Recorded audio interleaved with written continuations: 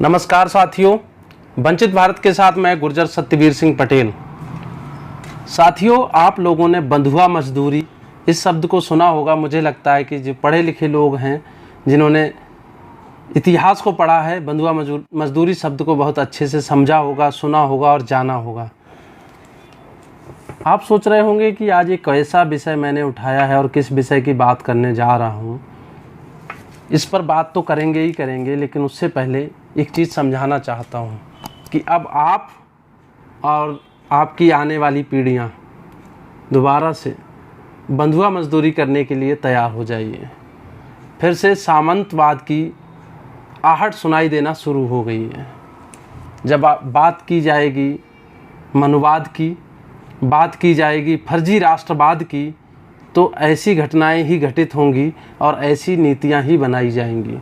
साथियों, इस विषय पर विस्तार से बात करने के लिए मैं आपको सबसे पहले लेके चलता हूं हमारे खुद के प्रदेश उत्तर प्रदेश में।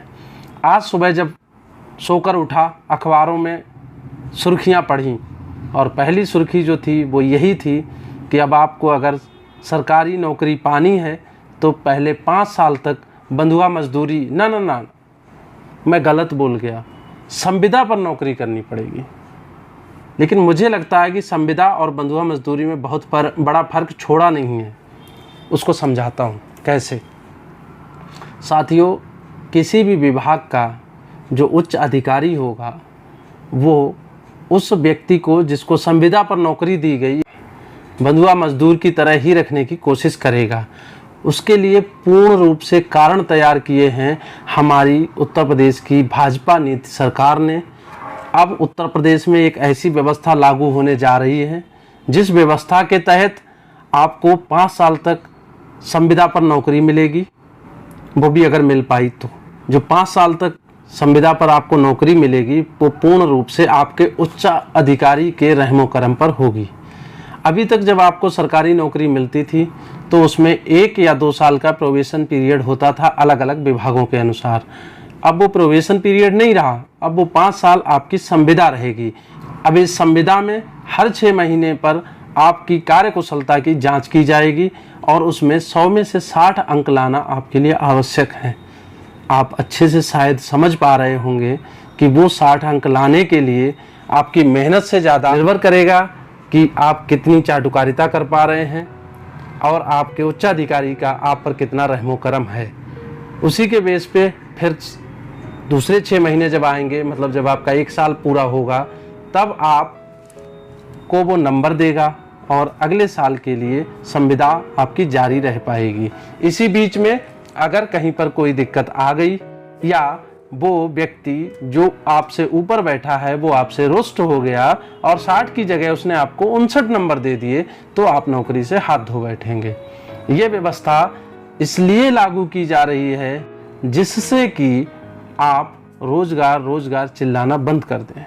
बहुत अच्छा किया, कुछ दिन पहले, अभी ज़्यादा समय नहीं बीता है, आपने 9 तारीख को रात को 9 बजे 9 मिनट के लिए लाइट्स ऑफ करके उनके दिमाग में बत्ती जलाई।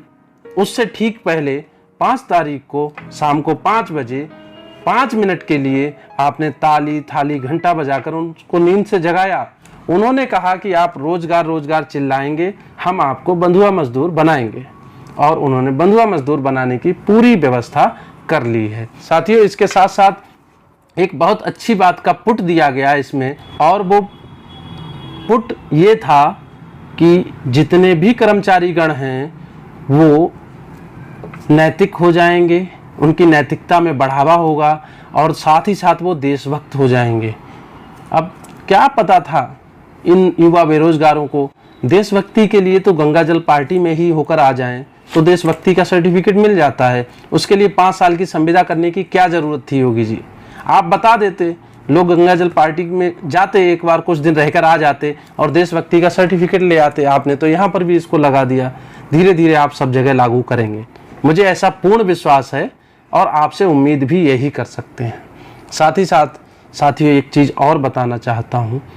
इसके साथ साथ जो समूह खा यानी 2nd क्लास की नौकरियां हैं और समूह गा जिन्हें 3rd ग्रेड की नौकरियां कहा जाता है। अगर मैं उनके पदों की बात करें तो मेरे पास ये एक आंकड़ा है कि समूह खा में 58,859 पद हैं और समूह गा में 8,17,613 पद हैं।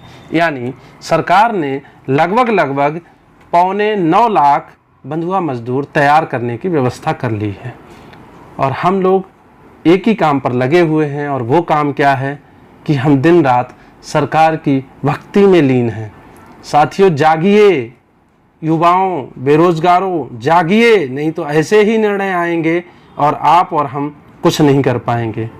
ये बहुत बड़ी खबर नहीं हो सकती है मुझे लगता उन लोगों के लिए जो पूरी तरह से एक पार्टी या सरकार की भक्ति में लीन है, लेकिन ये एक बहुत बड़ी खबर होनी चाहिए उन लोगों के लिए जो वास्तव में एक नौकरी के लिए यानी कितने साल मेहनत करते हैं, कितने साल तैयारी करते हैं, कितनी परीक्षाएं देते हैं, कितनी परीक्षाओं के रिजल्ट्स नहीं आते हैं या परीक्षाएं होने के बाद रिजल्ट भी घोषित कर दिए जाते हैं और नियुक्तियां नहीं दी जाती हैं। वो लोग इसका असली दर्द समझ सकते हैं और उनके परिवार वाले भी इन चीज़ों को अच्छे से समझ सकते हैं।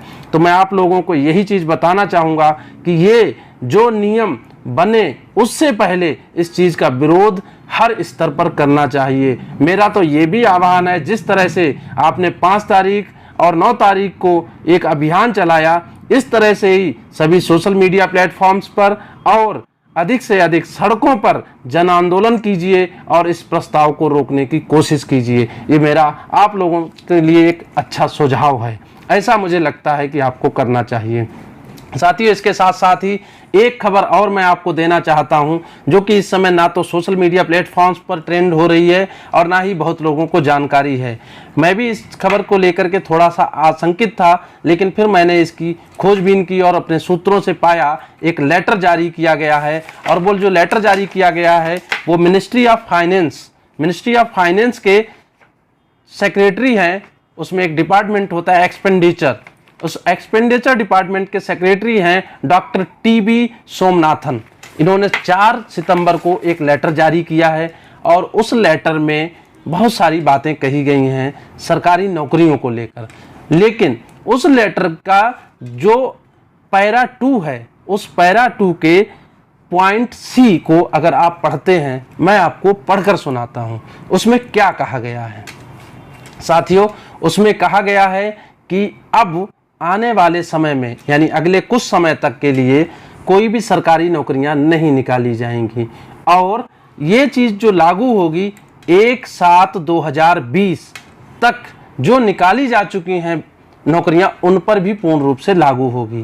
कहने का मतलब ये है कि राज्य सरकार तो संविदा कर्मी बनाकर आपको बंधुआ मजदूरी की तरफ ले ही जा रही है और केंद्र सरकार चूंकि दोनों जगह सरकार उन्हीं लोगों की है जो नहीं चाहते हैं कि दलित, पिछड़े, आदिवासी, महिला या समाज के दबे कुचले लोग नौकरियां कर पाएं या नौकरियों तक पहुंच पाएं। ये उन्हीं लोगों की सत्ता है, इसलिए केंद्र सरकार का भी ये फरमान 4 तारीख को जारी हो चुका है।